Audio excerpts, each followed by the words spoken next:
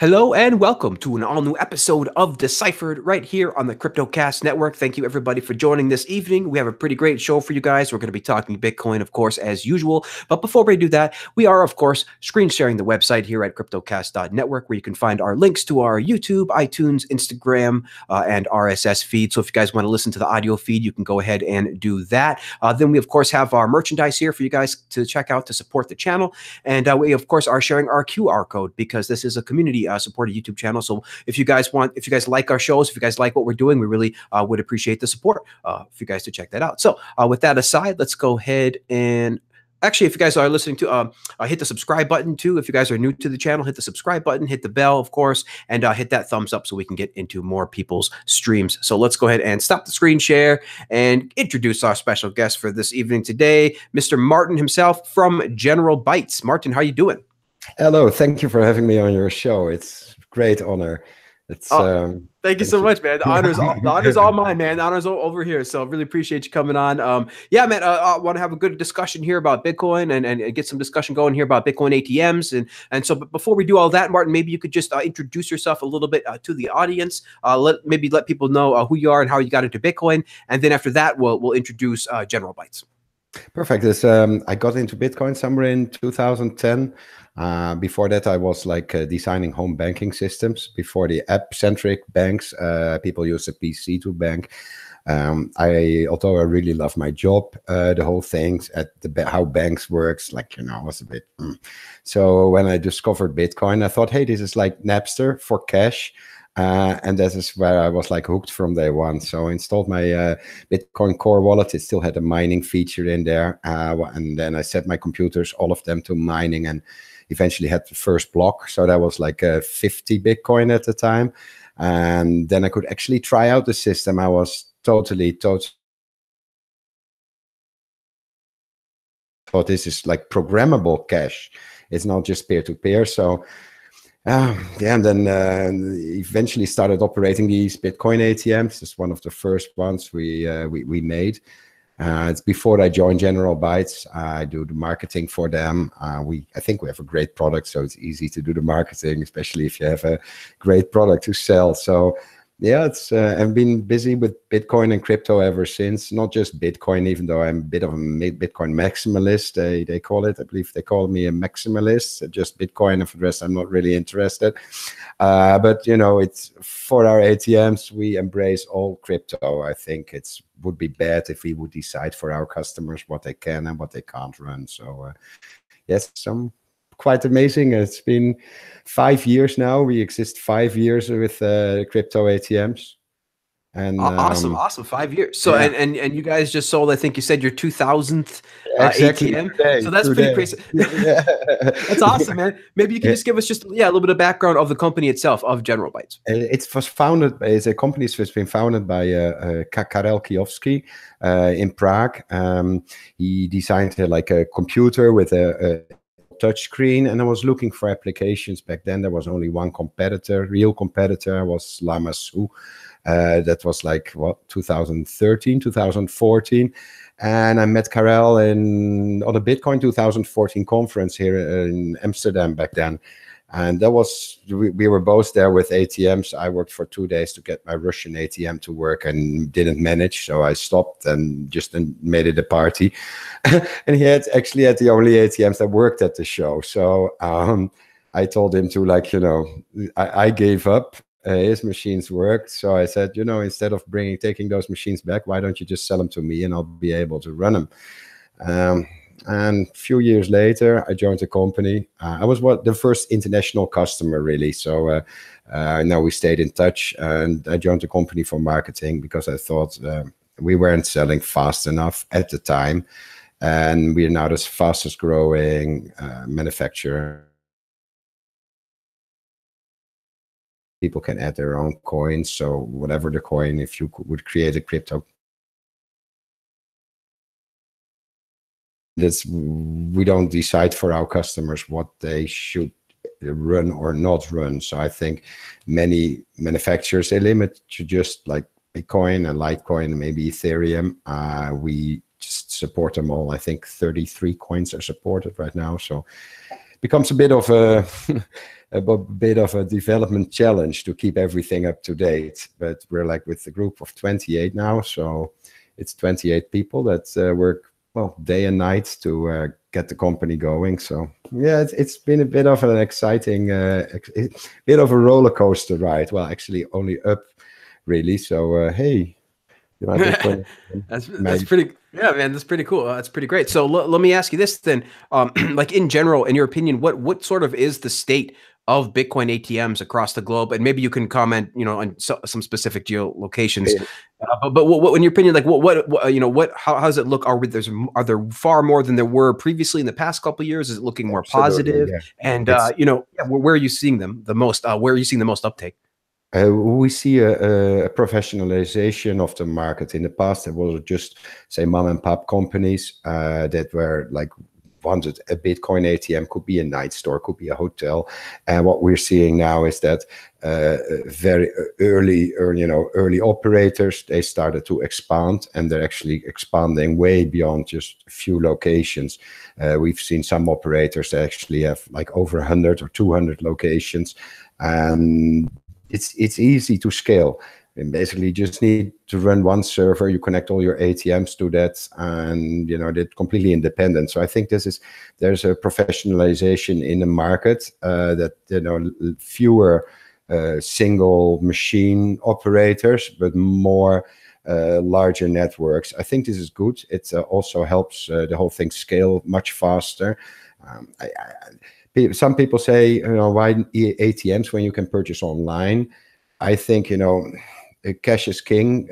Online bank transfers always remain an unconfirmed transaction for even a year later and can be reversed. While cash, once it's in the machine, it's in the machine. So it's immediately a confirmed transaction. So you can actually sell crypto. And at the same time, it's also like the face of crypto. It's for many people, it's the first experience with cryptocurrencies, and that for me particularly is what I really like about the machines, because people say, well, what is it? It's a Bitcoin ATM. Well, how does a Bitcoin, what does it look like? People that are really you just scan with your wallet and you get your Bitcoins on your phone, and once they put some money in, for them, because they put money in it, Bitcoin has value. And otherwise it's sometimes it's like spreading the word. And it's growing quite fast. We've at first saw that what we usually see is that, especially in target countries where there's like none or very few machines, once there is one machine, it really starts going. Everybody.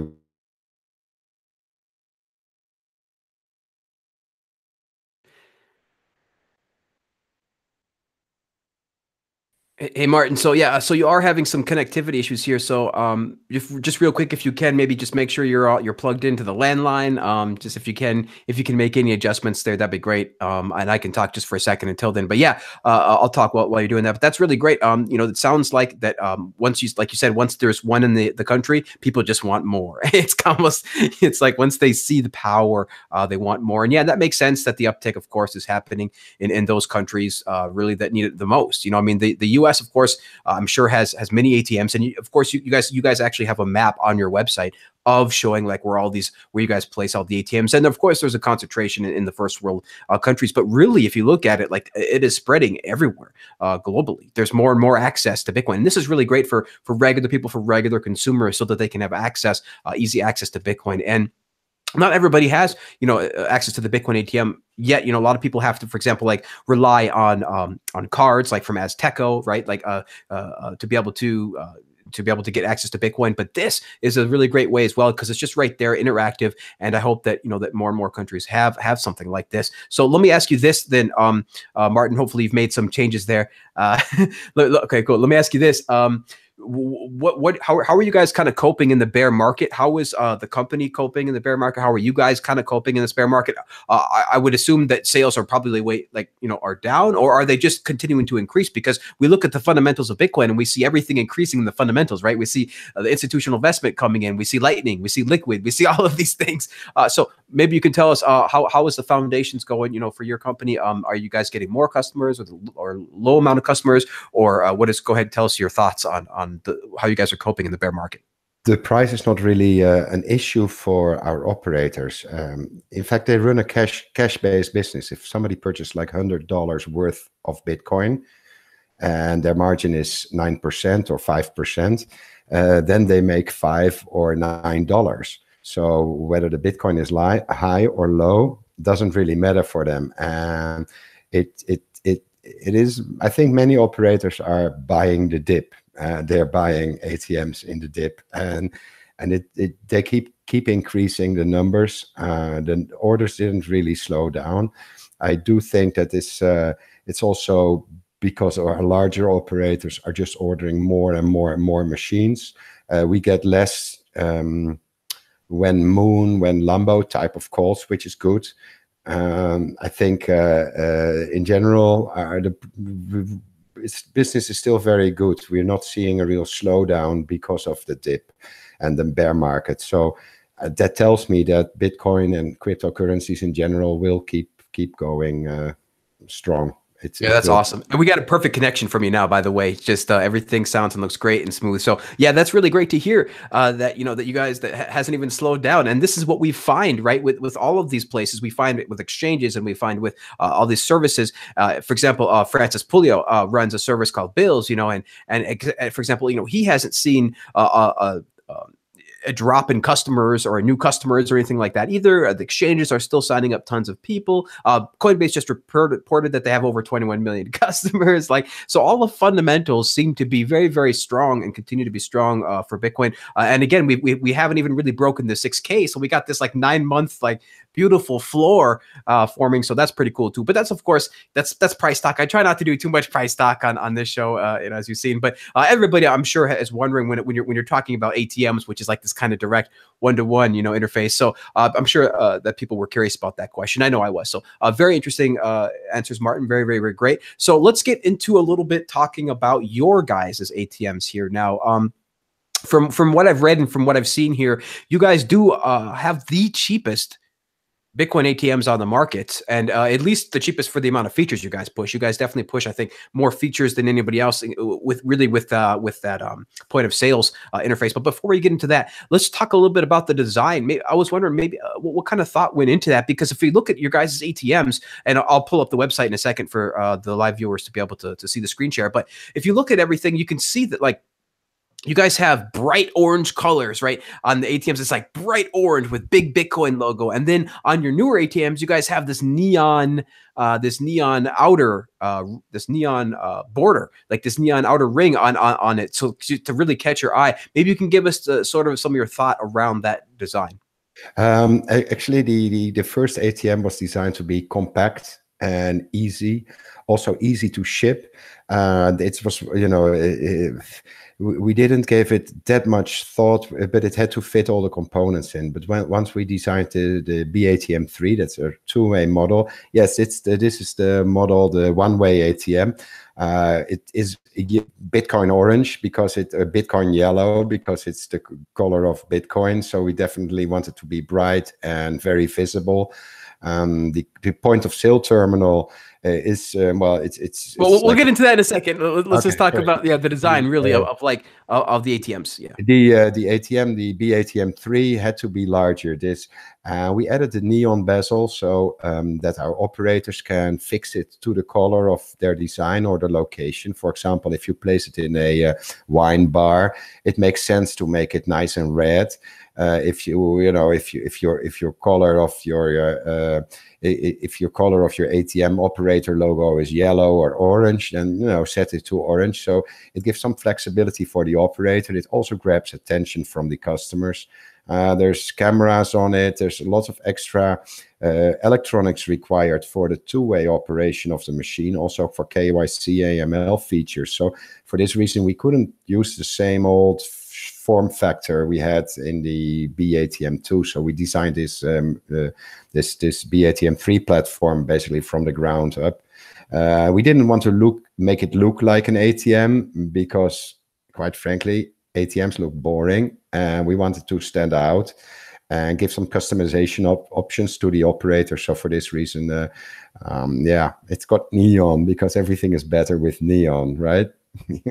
But of course, everything is better with neon. So we have screen shared here the two, and then the three here is we're screen sharing is the one that's the newer one with the touch screen and the sort of a LED border there. So that's really cool, and it's interesting that you can't use the standard traditional form factor, and it's really cool though that this is a touch screen. It makes it nice and easy. People are really familiar with touch screens and modern day ATMs, so that is really interesting. And as you can see, like it is relatively stylish. Like you can just kind of put this sort of anywhere. You have it featured here next to a table of correct, a coffee bar. Desserts, like in a coffee bar, right? Like in this little coffee shop, and it can stand out, and it's really cool because we're used to what an ATMs, but then this bright orange sort of like draws your eye, and then you see the big bright Bitcoin logo. So that's really cool. I don't see that on the newer one. I don't know if that's a good thing or a bad thing. Maybe we should slap another big Bitcoin logo on there, or maybe it's on the touch screen. It's the color is customizable by the end user. If they order more than 5 units, they can order any RAL color they want. We actually, ship them in many different colors. So if the customer is prepared to wait, we source the paint, and we can create any color they want. This model was the first pictures we took of the new model. We didn't have a sticker set back then, but it is included, and you can it also has enough space to put a PVC wrap around it, put your operator logos on it. For example, there's one operator in Malta which called Moon Zebra. So they turned the whole thing into a big zebra and then locked the neon on bright white. So, that's interesting. We just ship the machines, we write the software, but we always recommend to our operators, make it your own, and it will stand out even more. And it also helps them, create a brand for themselves.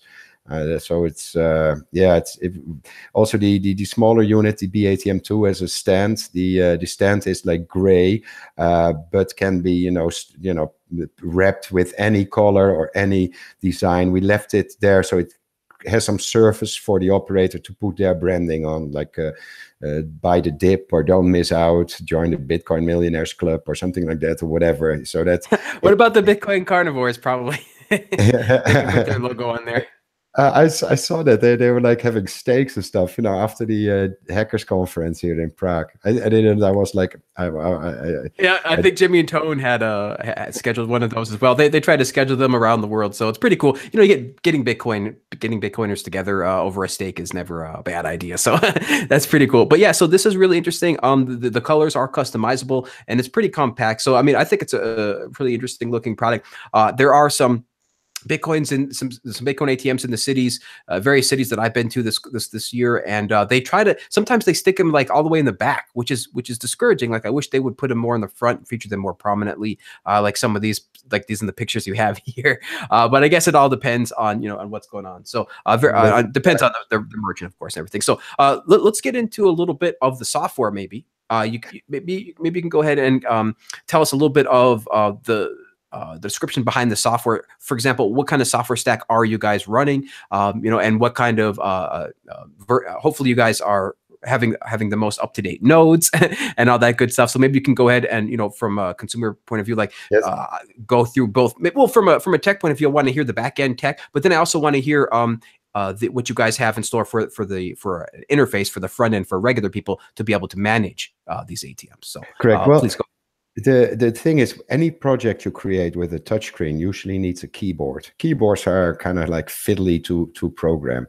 So for this reason, we selected the Android OS, basically stripped it from everything except the TCP stack and left the keyboard in. And for the rest, we totally redesigned it as an ATM. There's no Play Store or anything like that. It's just the hardware, the keyboard, the basic TCP stack, and that's it. It's all written. Android is primarily based on Java, so we use Java technologies. Is still there? Yeah. So use Java. We're still here.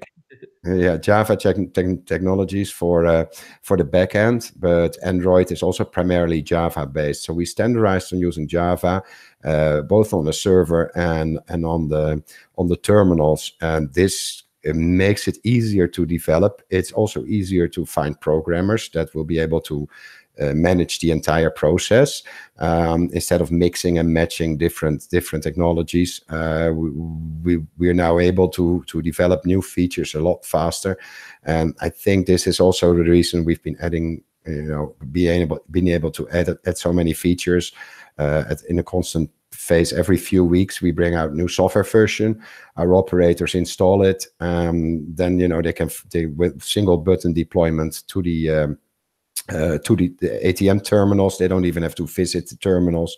All the configuration is done through their web interface, and it runs on their own server. So for us, it was really important to, we're working with decentralized technologies. So we also need, for cryptocurrencies to succeed, we also need to make sure that the network, the architecture of the network behind the ATMs is also decentralized. So for us, it meant giving up some control, because many of the other manufacturers, they like to centralize it because they keep their fingers in the wallet of their clients. But however, we don't. So we recommend our clients to install their own ATM software. So even if we wouldn't exist any longer, unlikely, but just in case, then for them it would be business as usual, and nothing would change or would go offline. I think it's important. We always say decentralize everything, and this is our mantra. There are some centralized features in the software, like reporting the rates displayed on screen.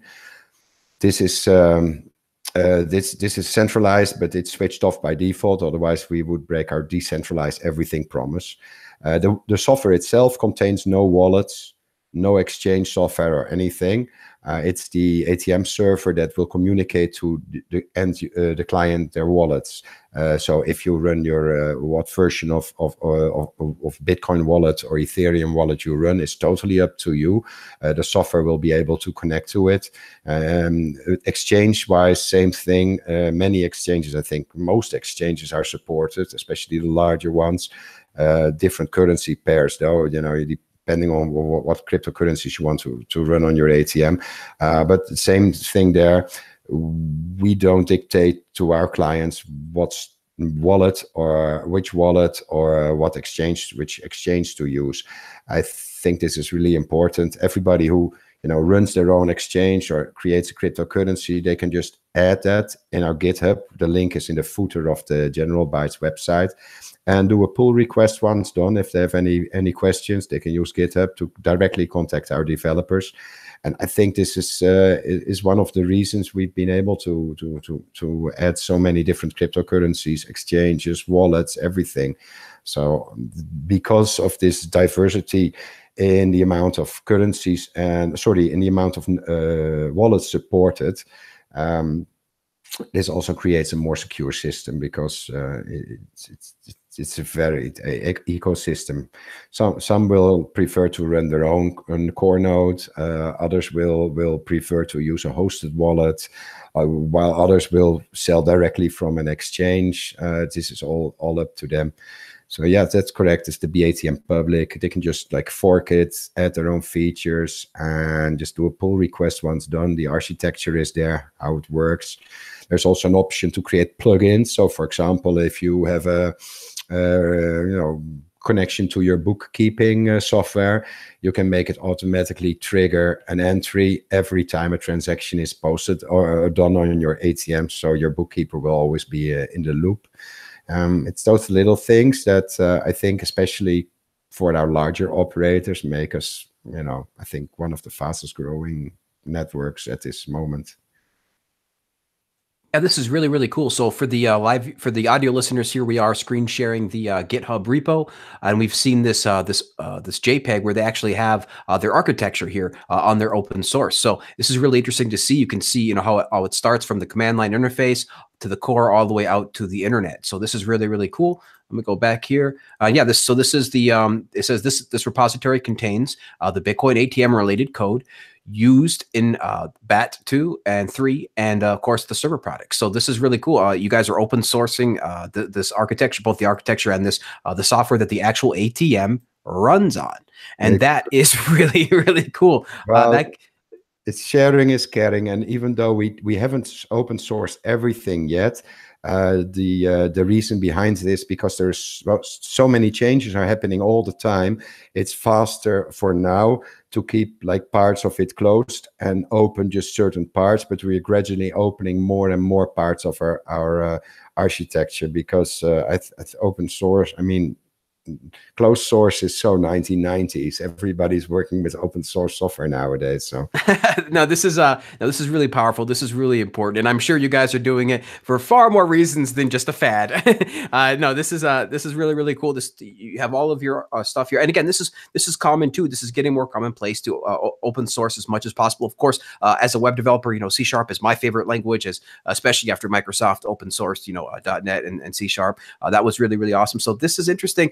I really like the fact that you guys have this decentralization mantra. Obviously, we can't decentralize everything, and that maybe we push that meme a little bit too far. But at the same time, it still stands. We have to, when it comes to power, right? When it comes to power, we have to decentralize that as much as possible. And so you guys are using the open source operating system, Android, and then you guys are using Java. And so, of course, you have a web interface, which is really cool too. That's how that's what powers it. That's how the user who purchases the ATM will manage this. And then you're running the software on your own server. You guys are not cloud basing this. There's no Amazon web servers that's going to be peeking at your data. This is really, really awesome. This is really, really cool, Martin. Like, I think this will definitely set you apart from the rest of the competition, because as you say, most of the competition does keep everything closed source, does keep everything in a cloud-like architecture, which they, of course, will say that this is much easier, and maybe in a sense, sort of their cloud architecture might be slightly easier. But man, once you have a developer just set up the server for you, get your interface up, you're good to go. There's no more complexities really beyond that, because it's just a web interface that sort of everybody is already familiar with. Now, again, you guys say you've sold over 2,000 machines in 54 countries, and you guys support over 123 fiat currencies, and of course, you have support of multiple cryptocurrencies. But let's talk a little bit more about maybe some of the ROI on this stuff. What are people seeing these days once they purchase these machines? What are we looking for? Because back in the day, when 2013, 2014 area, you purchase a Bitcoin ATM, you're looking at like an ROI of like a year at least, or something like that, at least a couple years. So maybe you can go into a little bit describing some of the ROI that you guys have seen with your product.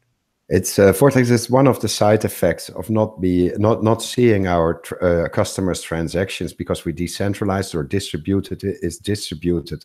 So we can't make any pretty pictures of our client revenue. It's too bad for me at marketing, but it's not our transaction to look at in the first place. What we do see, and that's the only hard data I have, is that on average, after about 6 to 10 months, we see second orders coming in from new clients. So that means that by that time, they either made enough money or they can justify purchasing more machines and grow their network. It also, it's the only hard data I have. Some of our clients are purchasing like 20 machines or more in one go. And I think that is tells me that they do make a nice revenue. But as I said, I don't know this revenue myself, because they're not our transactions to look at. Also, the log files with transactions is all on their server, not on our server.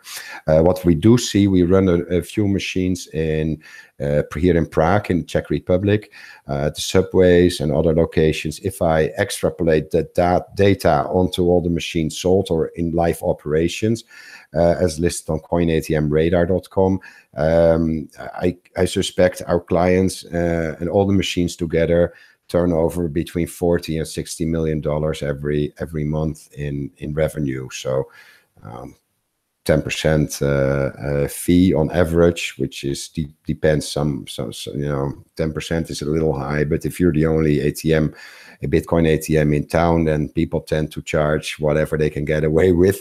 Once there are more ATMs, they tend to lower their rates. The software, and that's the free market at work, right, Martin? It's their ATM, so it's their profit, it's their fee. take a cut out of that if they're running their own server. Some of our operators, I must say, they don't like to run their own server. In that case, we can host a server for them in the cloud, or on their own on a hosted server, but then they do charge, I believe, 0.5% of the cache uncertainty to the machine.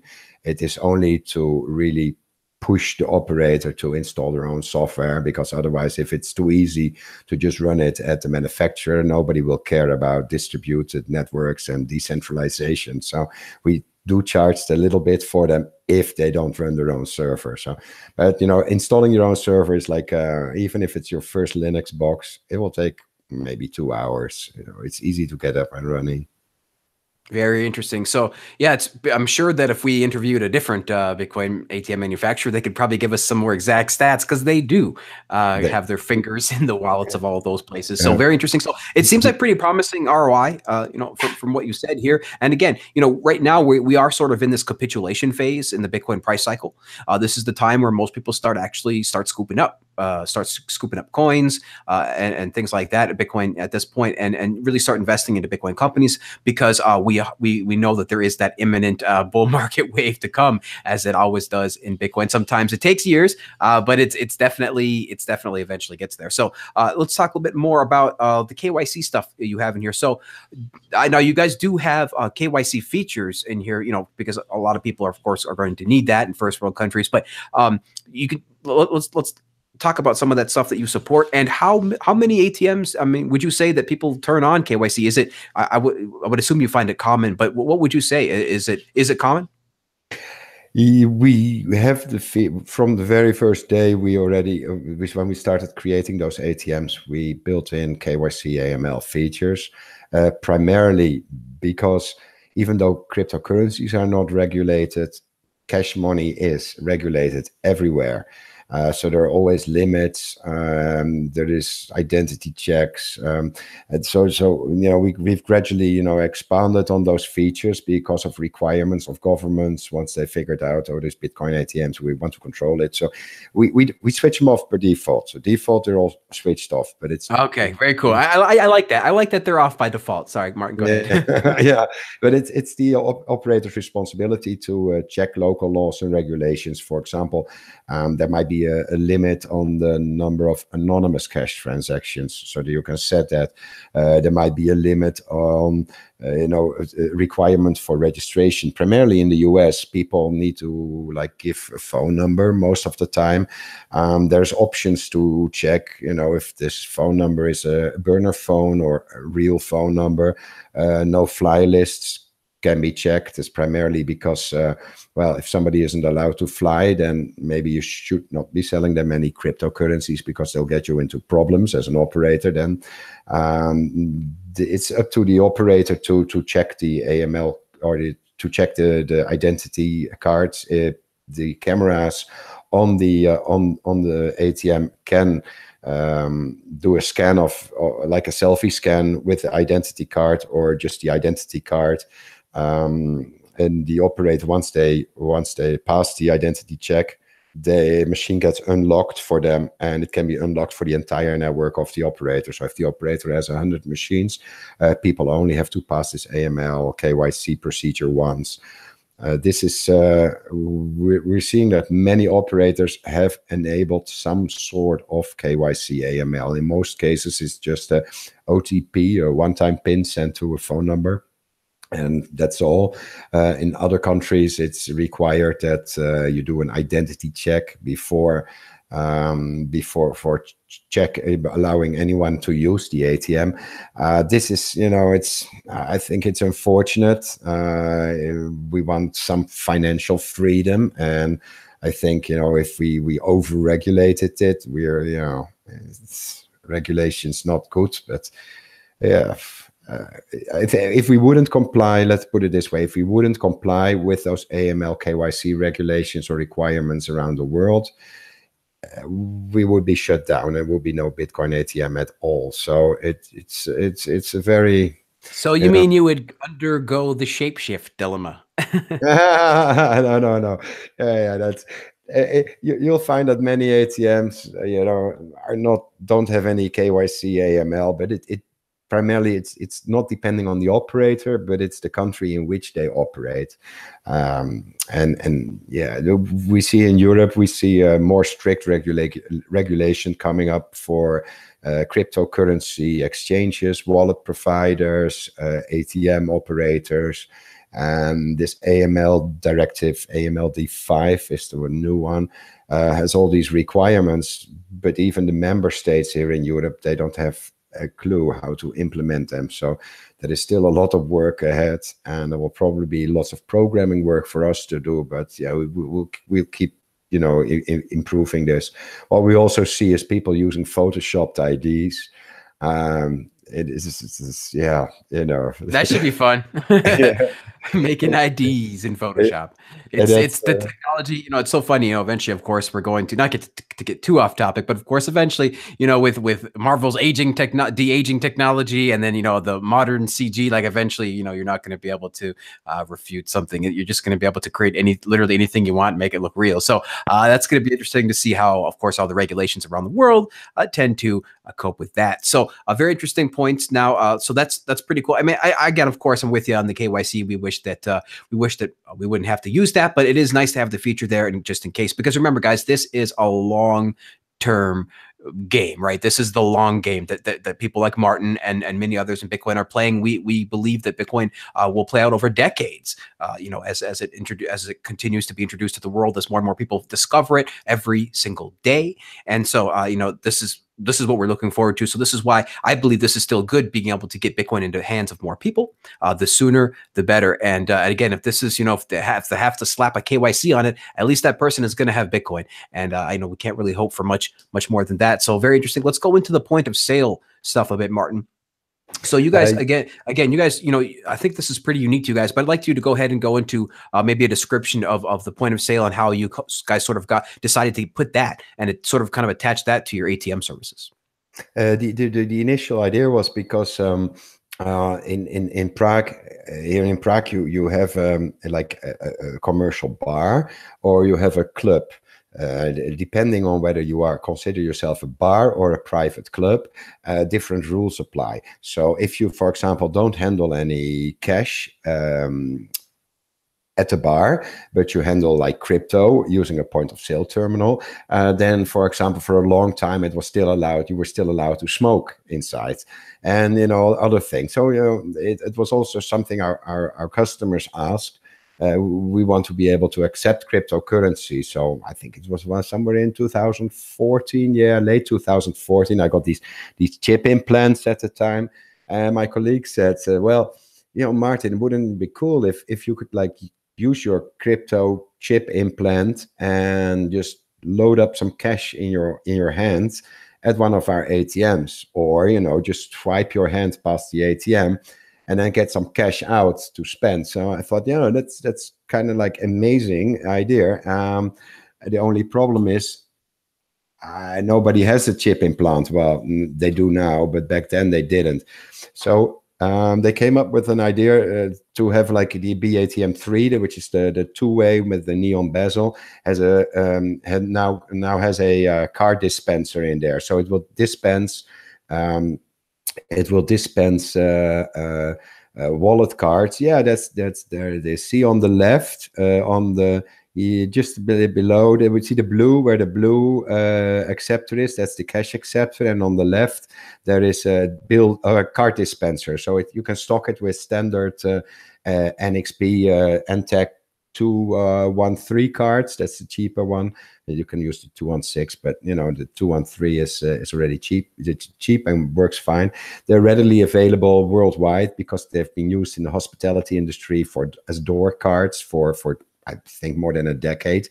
So they're inexpensive. They can be locally, they can be printed with like a sponsor name on there, and people can just get crypto out. If it's just a private key that's written to it, so you would only want to use it within the club or within within the atmosphere where you purchased it, or just keep it safe. You definitely don't want to go to all different shops with it. But the idea was to create a club-like payment system based on cryptocurrency. So for this reason, the Cortex Pay terminal, we point of sale terminal. Just we added it to our range of products so that people can use it to just scan and tap and pay.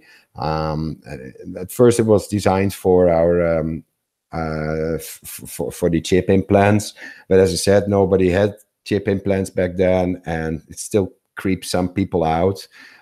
So we added the cards because it's exactly the same chip, but people are more familiar with the form factor, and they know once it's on a card, they have to keep it safe and don't give it to third parties. And then, like, what was it? A few weeks ago, 2 weeks ago, we had this hacker conference, like at Parallel Nipolis, and the guys from the Monero team created this like printed circuit board as a sort of like a conference attendee tag, which has 2 little chips on it. And they are SMT semiconductors. They're not NXP like the other NFC chips, but they're different brands, but with little buttons.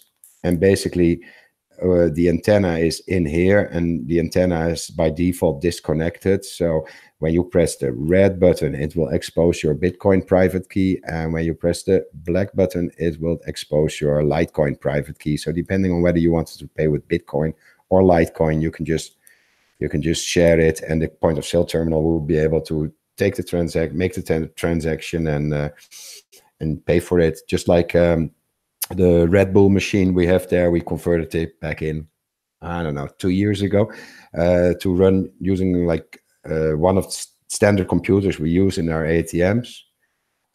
We actually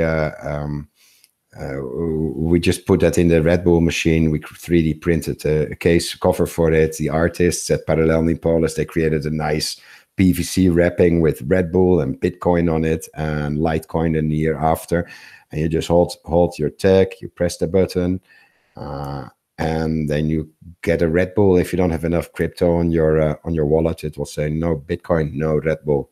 So it's easy. It works. That's a pretty cool thing. Using the wireless technology. And again, that Hackers Congress that you showed up for the audio listeners, Martin held up his Hackers Congress badge, and it was pretty cool because it's a circuit board like you described, and it's really interesting to see that's what they used. So they actually did they actually put crypto on there, Martin? Did they put crypto on there for the people who got their badge? They pre-programmed them, but I don't trust. So they pre-funded them, but you never know, of course. Exactly. So the first thing I did was just overwrite the private key. You can overwrite them easily using NFC Tools Pro on your Android phone. So you can just overwrite them with any private key you created yourself, and then load it up at ATM by swiping it on the NFC scanner. That's if you already have it on screens. You see the touch screen, just right off the little black thingy. Yeah, that's the one. That's the NFC scanner. So you keep your wallet close to it. You press one of the 2 buttons, and then the machine will scan your key. It will allow you to add some cash to it. And once at the end of the conference, you just scan the key again, and you get the cash out, remaining cash. So it makes it just a little bit more easier. In the past, we used our phones because that works just fine. Except when we're having a party and we're buying Jack Daniels and Coke with our cryptocurrencies, then at one point your phone is empty, but you're still thirsty. So that created a practical problem. So we had to solve the practical problem. And I think, it's not ideal because it exposes the private key, but for a club-like payment system, it's just fine. So yeah, it's very, very cool. Yeah, very cool. So let me ask you this, Martin. Will you guys be having will you guys be doing Lightning support anytime soon? Obviously, it's very, very early. I mean, obviously, but I'm just wondering, is that in your guys' pipeline, and how would that look like in your software? Absolutely, we'll be adding Lightning, SegWit, and Bech Beach 32. Bech 32. Just call it BECH 32 native SegWit address. Yeah. That's the one.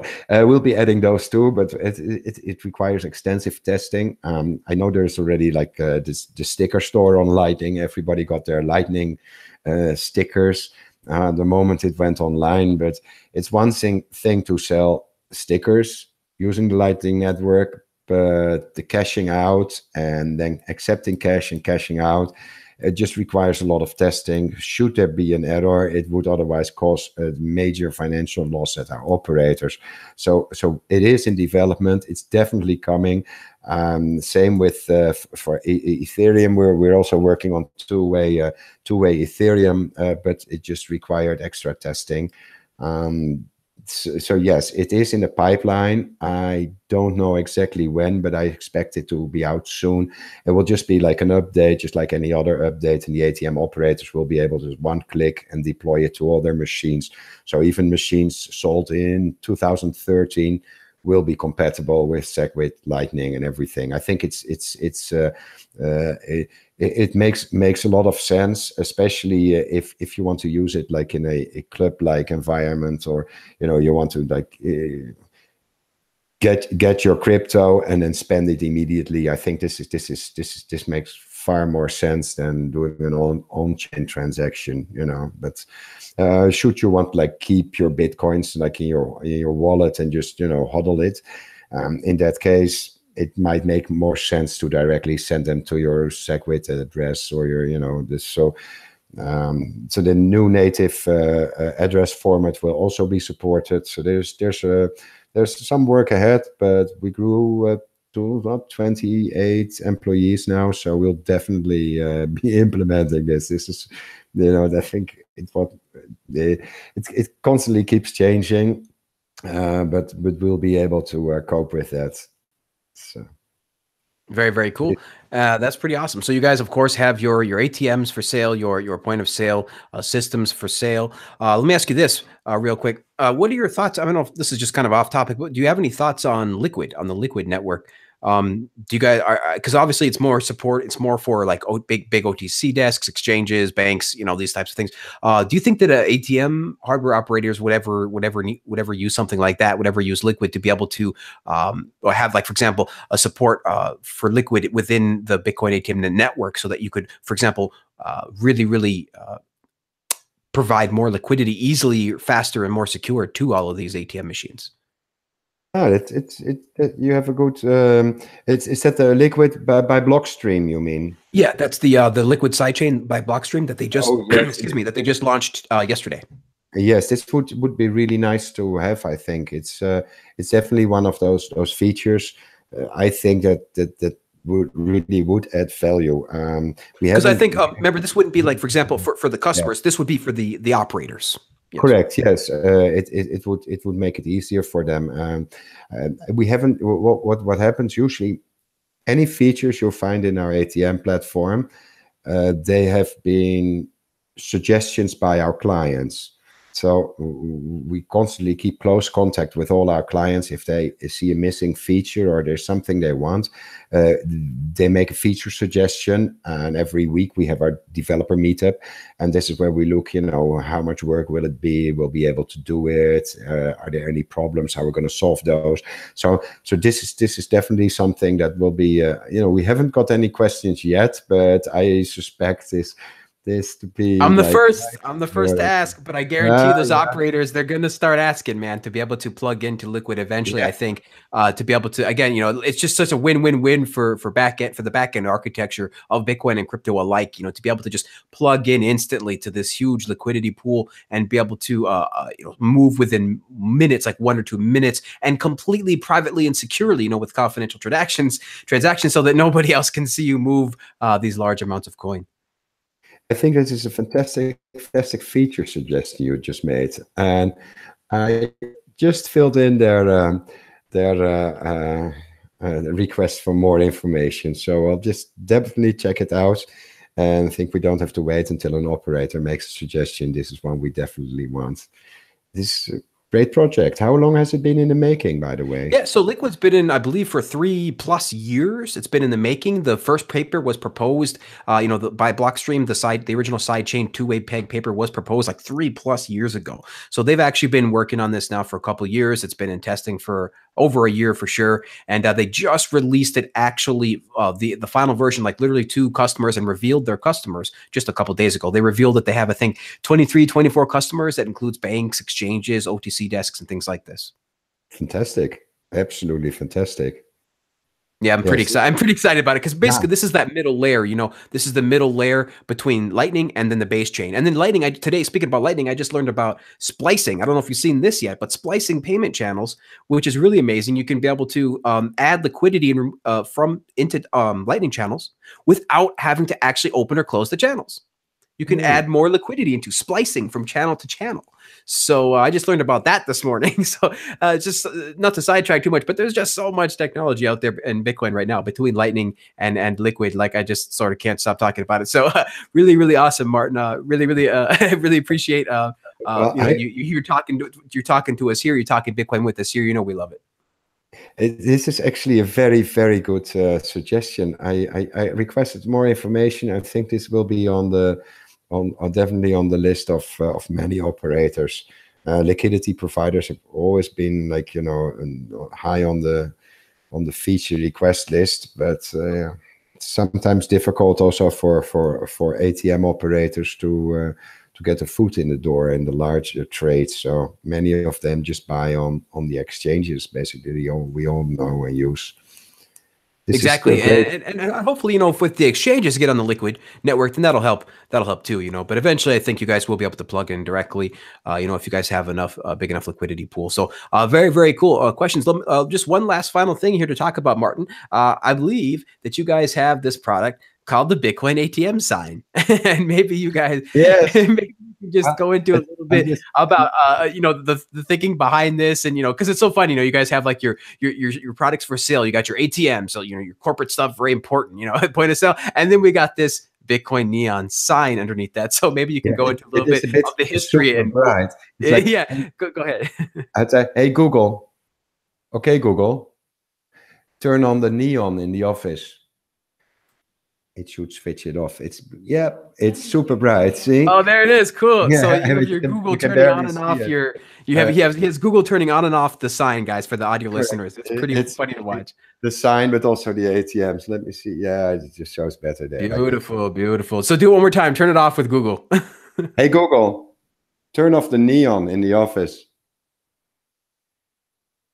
It's so funny. This is the age we live in, ladies and gentlemen. Voice powered. This is the future. So pretty cool product, man. Let me just screen share it real quick for the viewers to see. Like, you got like handmade quality, high visibility, works anywhere. I think this is just really, really cool for businesses and people for the point of sale. It's kind of like this additional bonus thing that you guys can have for people who are using the point of sale stuff to be able to hang this in their windows so that Bitcoiners know where to go. It's pretty awesome. We don't produce them ourselves. We have them made. It's hand blown glass, and glass is usually not something we do. We're geeky makers, so anything with soldering iron, we're perfectly okay with. But hand blown glass is not our thing. But we order them and then sell them to our clients, because many clients they do want to get some attention for their shop. So it's more like a service product, but. I definitely wanted one in my office. As you saw, it was super, super bright, and at night I leave it on. If I work late, then it's as if the sun keeps shining, and I can work until 4, 5 a.m. without any problems. That's fine. That's a true programmer right there, Martin. Hopefully you got some energy drinks with you there. I think that there's a new energy drink company out there called Liquid Assets. Actually, it's kind of funny. Samson Mo just tweeted that the other day. Or no, sorry, no, it was Charlie Shrem. Charlie Shrem just tweeted that yesterday that he's got his Liquid Assets energy drink. I don't know if you saw those yet. In Prague, we have Semtex, and not the plastic explosive, which was from Czech Republic originally, but the licensed energy drink. So it's a bit of an explosive start of your day, but definitely, Nice. Similar concept. Very, very cool, Martin. Well, I think we can end it there, man. Unless you have anything else, let me just give you the floor for one final time here, and then we can close it out. So go ahead, Martin. Any closing thoughts that you have here? Well, it's. I think we covered most subjects. If people want to know more, they can visit our website, generalbytes.com. But thank you for having me on your show. I watch every episode. I really, really, really. Oh, if people should subscribe and also click the bell, because otherwise you miss episodes, and that's definitely not what you want. Other than that, thanks for having me on your show. Have had a great 50 minutes and hope to meet you in Prague next year round, because I think you'll love it there. Yeah, man. Thanks so much. You were going to provide me a ticket to Hackers Congress, but I couldn't make it this year. Next year, I got to try to make it, man, and see in real life. That'll be really, really great. Thank you so much for your support, Martin. We really appreciate you watching the show. We hope you learned something, Martin. Of course, we hope the audience learned something as well. That's why we're here to educate. So we really, really appreciate the feedback, Martin. And thanks everybody so much for watching. Thanks for everybody in the chat. We had some great conversations in there. We had Rico Coin Report, 23 Voss, a bunch of people in there having a great time. So thanks, guys, so much for joining. And if you missed the show, of course, join us in the comments. We'd love to talk to you more there. But we do shows almost every day over here at the CryptoCast Network, guys. So just make sure you pay attention to the Twitter feed. If you guys are new to the channel, please hit the subscribe button on YouTube. And if you guys are an audio listener listening to the iTunes, we would very much appreciate a review. So thanks so much, guys. So with that aside, I guess we can end it. Thanks again, Martin, for joining, man. I had a great time. I hope everybody learned something. Hope everybody has a good night. And until next time, guys, please keep talking Bitcoin. We'll see you later.